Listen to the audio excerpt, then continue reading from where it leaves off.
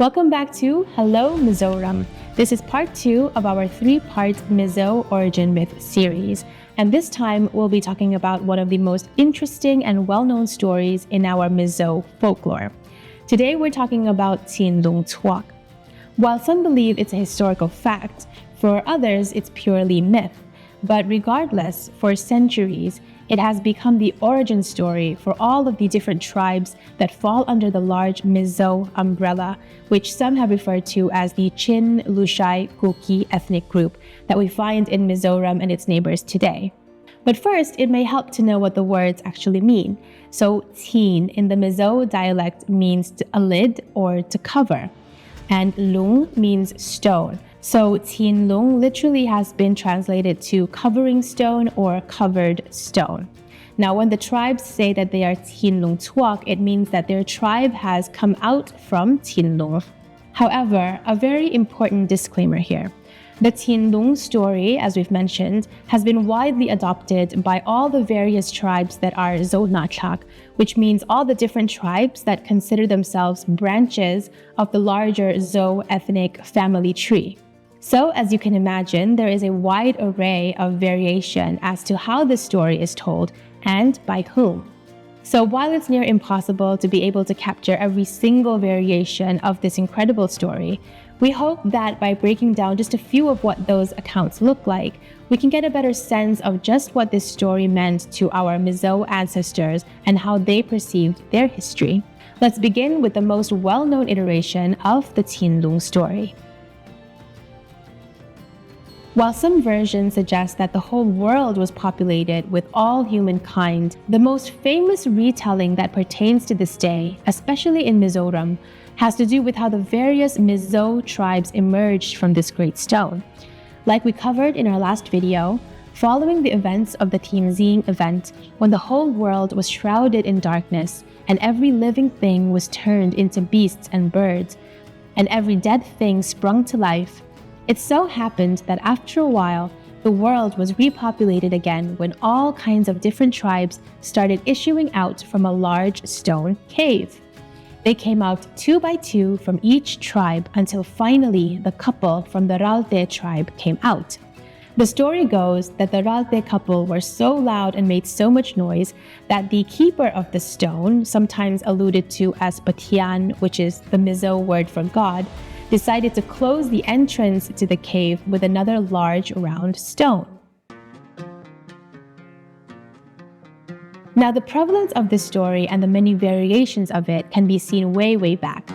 During the colonial period, when the Mizos were still referenced under the generic term Lushai, Lieutenant Colonel John Shakespeare was a British Army officer as well as intelligence officer for the Lushai Expeditionary Force in 1888. He includes the CHHINLUNG story in an article entitled Folk Tales of the Lushais and Their Neighbors, which was published in 1909 as part of the 20th volume of the Folklore Quarterly Review in London. He writes, "These tales come from many other tribes besides the Lushais, but all are closely connected, and the same tale in slightly different forms is found in places very far apart. The cave whence man first came out is in the Lusai country close to Van Huilen's village of the Burdeya tribe. It can be seen to this day, but no one can enter. According to a version common through the northern hills, the population of the world died off, and the world was repeopled from the whole I have described. This idea that mankind emerged from the earth is very widely spread. In Manipur, we find many clans which are closely allied to the Lushais and have evidently migrated from a more southern abode, and these all bring their ancestors from holes in the ground." Later, in 1912, he also wrote the following: "The place whence all people sprang is called Jinglung. All the clans came out of that place. The 2 Ralte came out together and began at once chattering, and this made Patian, the supreme god, think there were too many men, and so he shut down the stone." At around the same time, a Cambridge professor and writer on Northeast Indian anthropology, T.C. Hodson, also wrote about the story in his findings. The tale of the origin of the Lushais from a hole or cave in the ground is also found among the Naga tribes north. At Michael, To bear witness to the truth of the tale is the stone which stood over the mouth of the cave. N.E. Parry, who was superintendent of the Lushai Hills at that time and an expert on the Lakers, who are also known as the Mara people today, wrote in 1932 about the Mara version of the CHINLUNG UNCOVERED story. Long ago, before the great darkness called Kazangra fell upon the world, men all came out of the hole below the earth. As the founder of each Mara group came out of the earth, he called his name. Glongsai called out, "I am Glongsai." Sabeo called out, "I am Sabeo." Hema called out, "I am Hema." Accordingly, God thought that a very large number of Mara had come out and stopped the way. When the Lushai came out of the hole, however, only the first one to come out called out, "I am Lushai," and all the rest came out silently. God, only hearing one man announce his arrival, thought that only one Lushai had come out, and gave them a much longer time, during which Lushais were pouring out of the hole silently in great numbers. It is for this reason that Lushais to this day are more numerous than Maras. According to these British officers, it turns out that all these different tribes in the mountainous northeast of India certainly had their differences, but the more they studied these clans and subclans, the more they found a fundamental unity that they had been underestimating for decades. Now, going back to the most popular version amongst Mizos that we had recounted earlier, this account is told more or less the same way by Mizo historians such as Zatluanga, Arke Laltuna, and Lalthangliana. Shang Chiava, writer of the book Mizo History, also acknowledges that while it is CHINLUNG in the Mizo dialect, for the Boy and Mar tribes it is CHINLUNG, while the Paite elders of past generations used to call it CHINLUNG or Kul. Now, almost all Mizo writers over the last century or so who have written about CHINLUNG have referenced this version, acknowledging that this was the version that our Mizo ancestors shared time and time again. But many of those writers also acknowledge that CHINLUNG could quite literally have been a real-time person or place. Here are just a few of what some of those writers wrote and what they found in their years of research. The first record of Mizo history written by a Mizo was a 1938 book called Mizo Tsantin by Reverend Liang Kaya, and in this book he puts forward the assumption that our ancestors most likely stemmed from Mongolian roots, and even then branched further down the Tibeto-Burman route. However, he writes that some Mizo elders during the time of writing were still passing down, through oral narration, their belief that their people emerged from CHINLUNG. But for them, CHINLUNG was not a place, but a person. CHINLUNG was a Chinese monarch who came head-to-head with his father, and as a result, he left the region around 750 AD with a huge multitude of people, all of whom dispersed dramatically when he died and left them without a leader. In other words, they were CHINLUNG UNCOVERED, coming out from Emperor CHINLUNG. Reverend Lalthangliana, writer of Mizo Darthalang, also recounts the story in a very similar way. We find a slight variation in Puvantunga's account in his 1955 book, Lusei Leavela Namdang Tsansin, which means the history of the Luseis and other related tribes. He gives an account that he obtained from Burmese elders at the time, depicting a time in the distant past when a dispute arose between three Burmese monarchs who shared a kingdom, but with none of them really attaining full sovereignty. One of them was called Emperor CHINLUNG, and he decided to take 10 tribes with him in hopes of setting up a new kingdom in a place called Ao Patong Tlang, Tlang meaning mountain, and it's often referred to as Oksa Tlang in the Mizo dialect. However, this king, CHINLUNG, died soon after, and it resulted in a significant dispersal of those 10 tribes, with Vantunga writing that these various Zo communities ended up spread across the Chin Hills, Lushai Hills, Imphal in present-day Manipur, the hills of Chittagong in present-day Bangladesh, Haflong in present-day Assam, as well as various places in present-day Tripura. One of the most renowned and earliest Mizo historical writers, Ge Zawla, also wrote about CHINLUNG UNCOVERED in his book in 1964. He brings up the theory that Mizo ancestry could possibly be traced all the way back to the beginning stages of the building of the Great Wall of China. under the leadership of Emperor Qin Shi Huang around 220 BCE, with each dynasty employing hundreds of thousands of civilians in the wall's construction. The mortality rate was very high. It is estimated that 400 to 500,000 workers died during the Great Wall's construction, and Zawla writes that it is conceivable that our Zhou ancestors were actually migrating peasants who fled southwards away from this great architectural feat. On the other end of the spectrum, we have Mizo historians and writers who are critical of the CHINLUNG story originating in China. For example, Mizo historian R. van Lomme considers the CHINLUNG story through the lens of the linguistic background of the Northeast today. In his 1965 book, Karamleke, which means My Country and I, he discusses the distinct similarities of language between the dialects in present-day Mizoram and the dialects spoken in areas like Ladakh in northern Kashmir, as well as some regions along the Himalayan edge. Now, why is this significant? Because the distance between these two communities is some 3,000 kilometers apart, more than the distance between London and Moscow. It is remarkable that some of the dialects spoken in these geographically distant communities have very similar terminologies for words like eyes and fire and numbers that are still used by the Mizos today. So for this reason, R. van Lomme deduces that at some point, our Mizo ancestors must have passed through these areas. We also have the Mizo writer Lalthangliana, who wrote in 1985 that he considered the chances of our Mizo ancestry stemming from a Chinese origin very slim because of a distinct lack of shared customs and dialect today.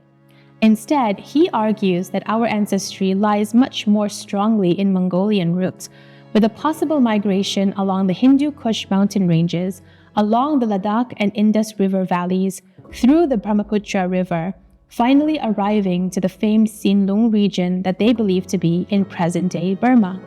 And we also have writers who have consolidated these different viewpoints into one as well. Now, B. Lalthangliana is a renowned writer on Mizo history with an extensive knowledge on its culture. In his book, Mizo Zanzin, or Mizo history, he writes about how the general consensus amongst Mizos is that ancestors of the Zhou tribes came out of a cave named CHINLUNG. He writes about how this origin could possibly be located in present-day China, in or near Yunnan or eastern Tibet. From there, the Zhou people started to show up in what is Myanmar today, around the 8th and 9th centuries. They traveled along the Chindwin River in northern Myanmar and settled in the Kabo Valley until around the 13th century, when they were presumably chased out by other groups. The Mizo people then moved west to the Tan Hills and the banks of the Rune River in what is now northern Chin state. From there, it's possible they migrated in multiple waves into what is now Mizoram and its nearby regions.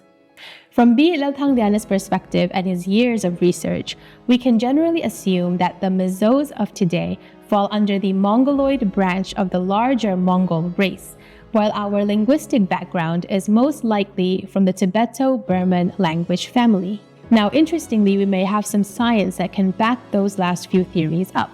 In this scientific study that was published in early 2024, a general genetic analysis was conducted of a Mizo population sample that included the various clans living in the Himalayan geography.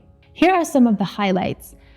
Now, the paper states that academics generally accept that the Mizos linguistically belong to the Kukish, that is the Mizo-Kuki Chin group of the Tibeto-Burman, now Trans-Himalayan language family. Mizoram has the highest number of tribal people among all states of India. The majority of Mizoram's population consists of several ethnic tribes who are linked with each other historically, culturally, or linguistically. These ethnic groups are collectively known as Mizo. The results of this genetic study suggest that the population structure of the Trans-Himalayan region is much more complex. Quote, "It cannot be explained solely based on language, geography, or ethnicity. It is rather an outcome of the interplay between all these factors.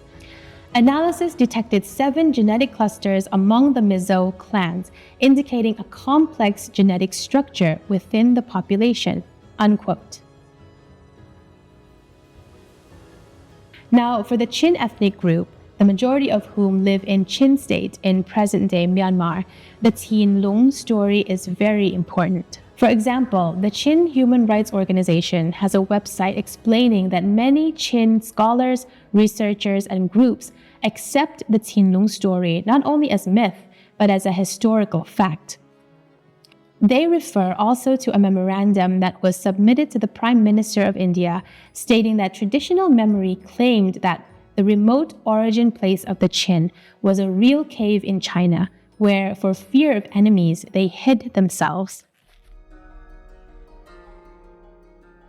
The Khmer tribe are particularly worth mentioning here because it is their tribe that was instrumental in transmitting collective memories and past events through time. They did this through traditional songs which were sung repeatedly during feasts and festivals and passed down for generations with great reverence. Here are a couple of songs belonging to the Khmers that have been passed down for centuries, immortalizing CHINLUNG, or CHINLUNG as they call it, as the origin of their ancestors. Kasing na CHINLUNG ram mingthang, kanu ram kapa ram ngai, zongjil ang kaukir thei changsin, kanu ram kapa ram ngai, CHINLUNG kut sil ang kazong suga. Mile nelo tame shayngwi shaya. El Gayvom, writer of Zoram Kovel, says that these lyrics suggest that for the Khmer people, their ancestors were most likely forced to flee. Now, whether it be due to persecution or famine, one cannot be really sure at this point, but he writes that it is most likely that these people did not migrate out of free will or choice. Just from these examples alone, we can see that CHINLUNG Tuok has become a very important part of the origin story for many Zo tribes and clans.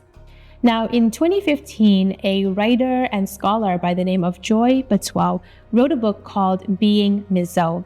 It's an important study because in it, she outlines the way the CHINLUNG Tuok story has impacted Mizo ethnic identity and how this so-called myth has become the basis on which tribe closeness or proximity was defined. In other words, how Mizo tribes view each other according to who is CHINLUNG Tuok. In the book, she writes, "The narrow and broad views of those included in CHINLUNG also occur simultaneously within the controversy that has arisen in recent times over the appropriate nomenclature for those who formed part of what the British refer to as the Chin Kuki Lushai group. For example, in the Chin Hills and in Manipur, the equivocal use of the term Mizo is opposed, the alternative Zo being suggested instead. But in Mizoram, where ethnocentrism is located in being called Mizo, there is a tendency either to call all other related tribes Mizo or only branches of the larger Mizo family or members of CHINLUNG Tuok. And according to historian Singh Kokai, who was a proponent of using the Zo ethnonym, he says Kuki was the term used by the Bengalis, Chin by the Burmese, to refer to all the same group of people. This partially explains why the number of clans listed as CHINLUNG Tuok has evolved over time.